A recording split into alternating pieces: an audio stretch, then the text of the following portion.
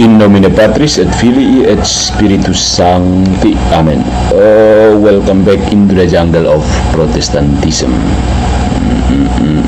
Deiterum Fidere Patris Allegro Veritas Liberabit Vos. Katekese kita hari ini adalah tentang priesthood of all believers. Do you know what I mean? It is bidat dari reformasi. Royal priesthood of all believers. Bidat. Ketika dipahami versi reformasi, versi reformator. Oke. Kita luruskan sambil senyum miring sedikit seperti biasa.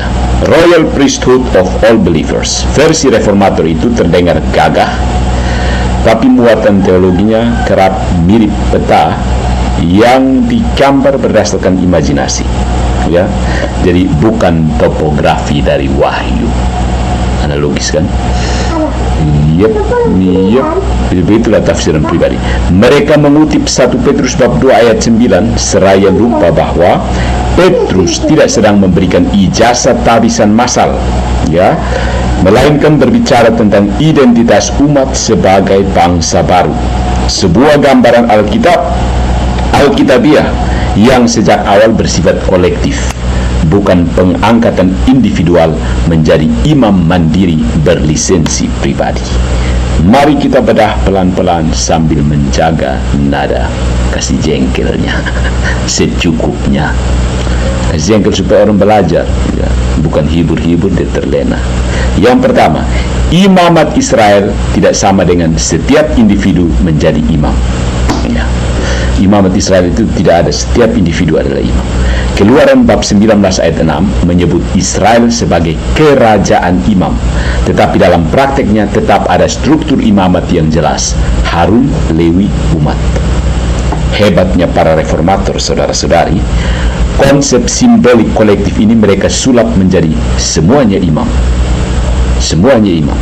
Padahal Israel tidak pernah menganggap setiap orang boleh mempersembahkan kurban sesuka hatinya, apalagi membaca Alkitab menafsirkan seenak udelnya, ya.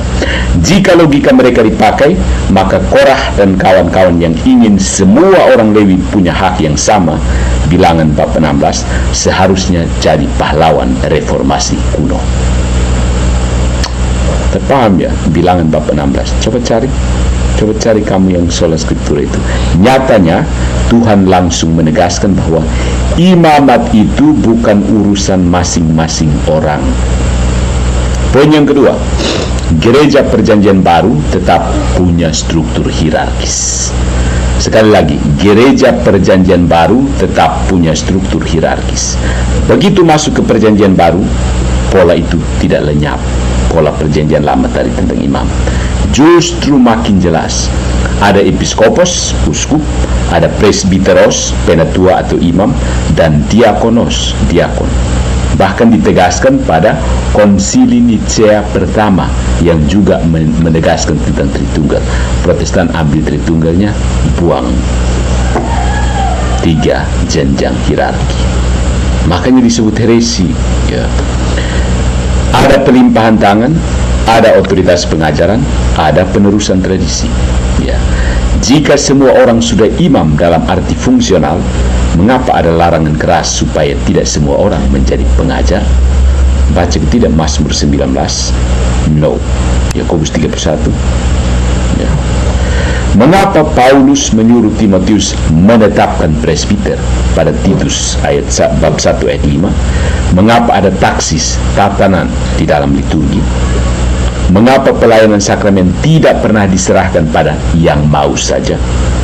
Doktrin setiap orang imam tanpa struktur hanyalah romantisisme individualistis yang dipaksakan masuk ke dalam teks, bukan keluar teks. Bukan eksegesis tapi eisegesis.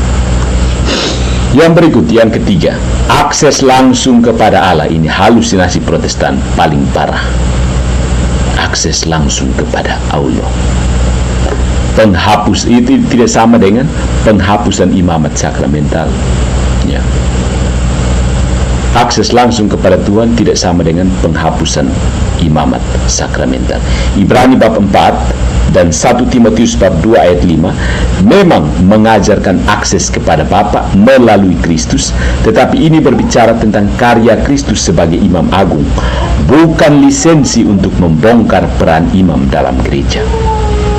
Kalau akses langsung menghapus imamat, maka akses langsung melalui Kristus juga seharusnya menghapus penggembalaan, pengajaran, atau karunia-karunia rohani tertentu. Tapi Protestan tetap punya pendeta, bukan? Bahkan pendetanya pakai Roman collar, bukan?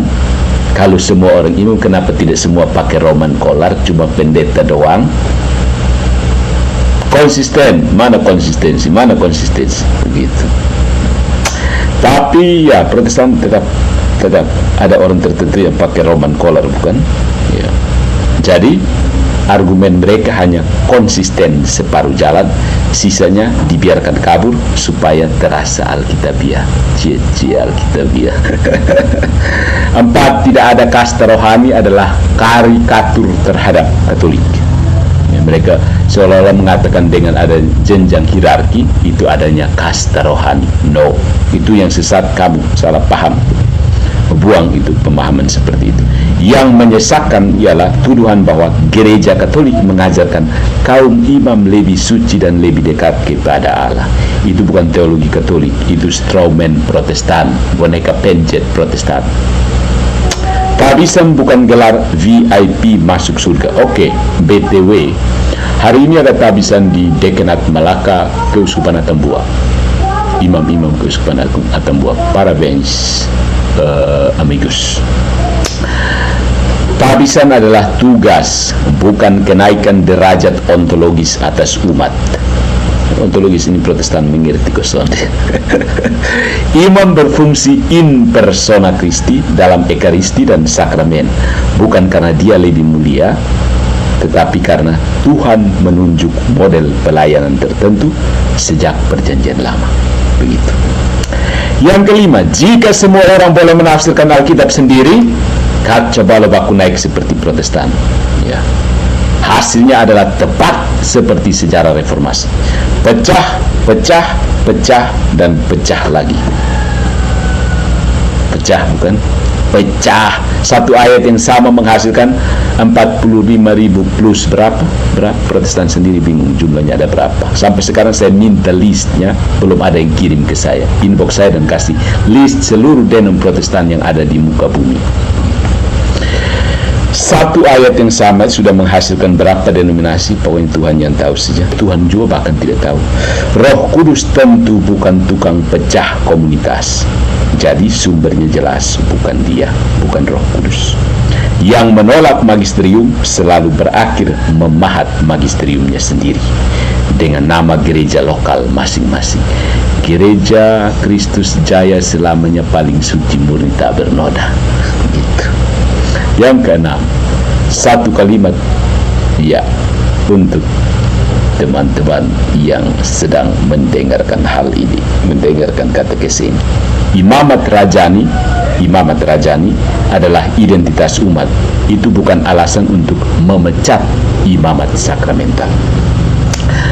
Jadi kenapa ya Protestan selalu berpikir atau berpikir dalam rangka persaingan, berpikir dalam suasana haus kekuasaan. Gereja mula-mula tahu bedanya. Reformasi memutarnya menjadi slogan demokratis, indah di telinga, rapuh dalam logika, dan berbuah fragmentasi. Kalau mau bicara Alkitab, mari konsisten sampai akar. Kalau mau bicara tradisi, jangan pura-pura lahir kemarin. Dan kalau mau menyebut diri semua orang imam, bersiaplah menjawab pertanyaan paling sederhana. Imam untuk mempersembahkan korban apa dan dalam liturgi siapa? Itu imam Protestan banyak-banyak itu. Semua orang Protestan adalah imam, bukan? Itu jalan yang menarik ya untuk ditelusuri lebih jauh, sejauh mana bidat Anda berputar di situ. So keep calm and stay away from bidat Protestantisme. Singkat, padat, dan jelas, tinggalkan bidat.